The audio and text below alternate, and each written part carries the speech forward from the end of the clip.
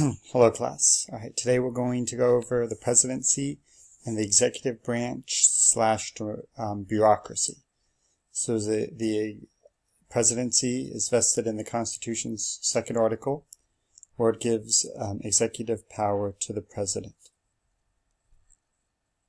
The president is elected via the Electoral College, which was quite in the news a little bit ago because the last election President Trump won with an Electoral College majority, but not a popular vote majority.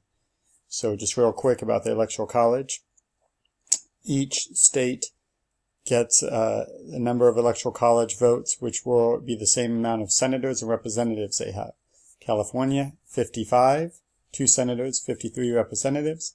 Wyoming, 2 senators, 1 representative. They get 3 votes in the Electoral College.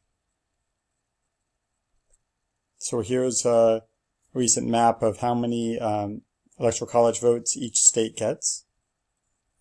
And I recommend you go to these links right here who show you an historical map of who wins which states in presidential elections. You don't have to go back very long to find a blue Texas and a red California. Very fun to look through. The presidency has express powers, which is meaning the Constitution says the president, via the law here, the president can do these things. The president is commander-in-chief of the military, the ability to make war, nominate judges, grant pardons, negotiate treaties, receive foreign ambassadors, in other words, recognize other countries. Point blank, the president shall take care that the laws be faithfully executed. Pretty much he's the executive. Laws will pass and he'll make sure they get followed. Nominate executive officials. This means like cabinet leaders. And, that they will recommend, have some legislative rule, including the veto. This will greatly expand through history, though. Presidential veto, pretty much the president can veto any law that Congress passes. Then they would need to go back to Congress. They need 2/3 to pass, which was very difficult.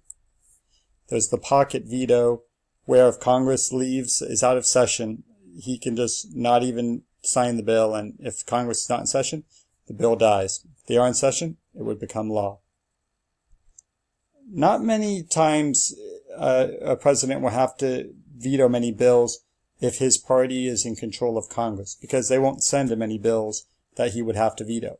If the opposite happens, the opposing party is in Congress, they may send him bills to veto, even though they know he'll veto it, because they want to make him, forced to take a position they think will not be popular. For instance, recently the Keystone Pipeline.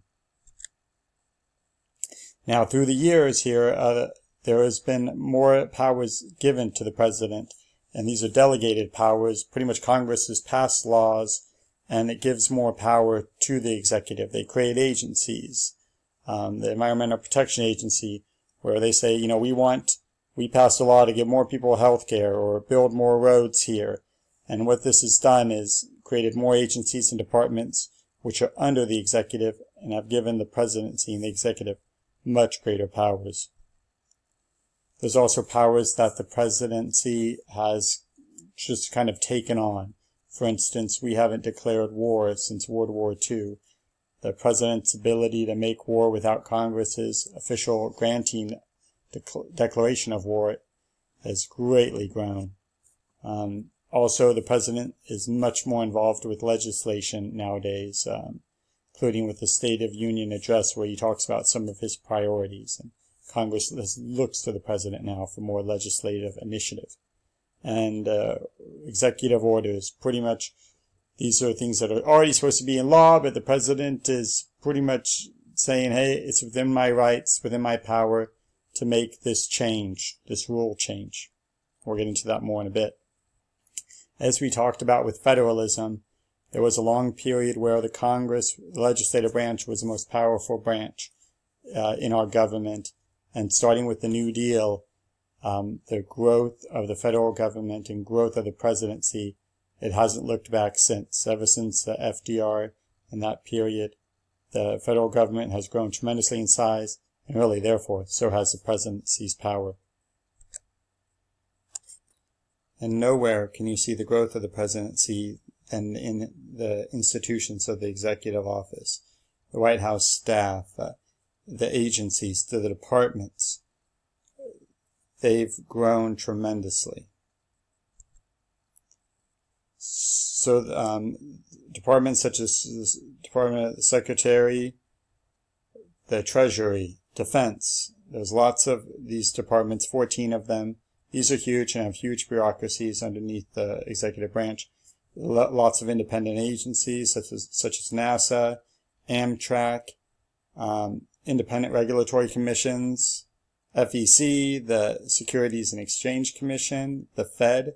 These are all under the executive branch.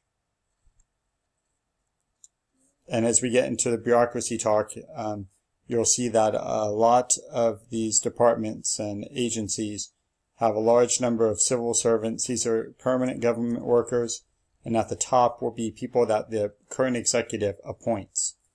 These will have to be approved by the Senate. Here's an example of the Defense Department bureaucracy, starting at the top with the appointees, and then down below, these will be, these are military folks, but they'd be civil servants, such as in the Department of Agriculture. So you can see how intricate these get. So the basis for presidential power nowadays, especially, presidents derive a lot of their power weakened or strengthened by their political party. Presidencies have been using the bully pulpit mostly from the 20th century on. Bully pulpit comes from Theodore Roosevelt's big speeches. FDR really got this going, and now really with Barack Obama and now President Trump, their relationship to the media and putting themselves out there has greatly grown, and that is definitely one of their bases for power.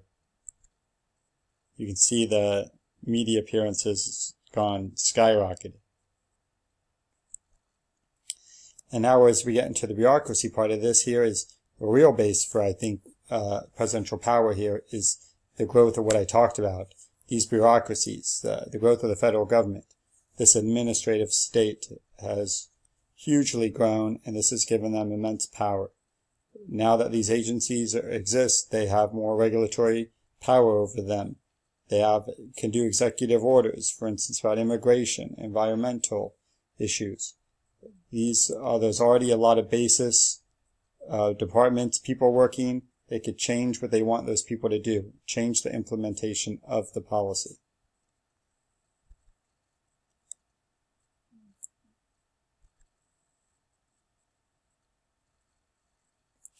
Now kind of moving toward bureaucracy, I recommend you watch this short little satire video of the bad part of a bureaucracy. Just think about that. Americans' opinion of the federal government and the bureaucracy is not very high. This is a percentage of people, about 80%, think that the government wastes a lot. Quote, wastes a lot. So what is a bureaucracy? It's going to be a hierarchical organization that has principles and tasks and rules to complete a mission. It's going to have a division of specialized labor. You're good at this, you're good at that. This is what you do. They're all under the executive branch in the federal government.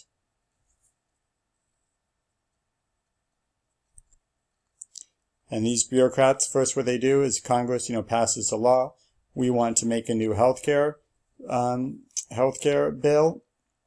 It's going to increase government control or government funds for it. So you have to implement this policy, right? These might be new departments made or strengthening, funding certain departments. They're going to have new laws and regulations to put into action. Now, Congress sometimes writes loose laws, so these bureaucracies have to kind of make some rules. For instance, the EPA law was kind of written to, federal government, stop these 3 types of pollutants from spreading. So that EPA, that executive, they had to create a lot of rules to make this happen. This is where it gets into controversy here. And then the administrative part here, this is where adjudication, this is where these bureaucracies are actually going to be making judgment calls on whether certain citizens or organizations are fulfilling or following the rules that they have made. And the last thing we're going to go today is just real quick, bureaucracy, what are the positives? What's good about it? We're talking about government bureaucracy here. People argue that, you have a representative government, they're voted in, but you need experts to support them, to implement these legislative policies. These are civil service experts. These people know what they're doing. The IRS experts, tax experts, environmental experts, and that they're neutral and they're rational and they're going to try to do what's best, follow the law that was passed. Our government is huge. It does a lot of things, provides a lot of services. You need some kind of organization to, bring those services to the people. Now, what are the bad or the negatives of a bureaucracy?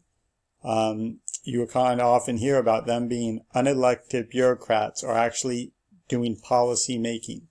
They are making and implementing, not just implementing, but making laws. These rules they pass, these executive orders the president passes down, these are now laws that need to be followed, or citizens or organizations, private, may be punished.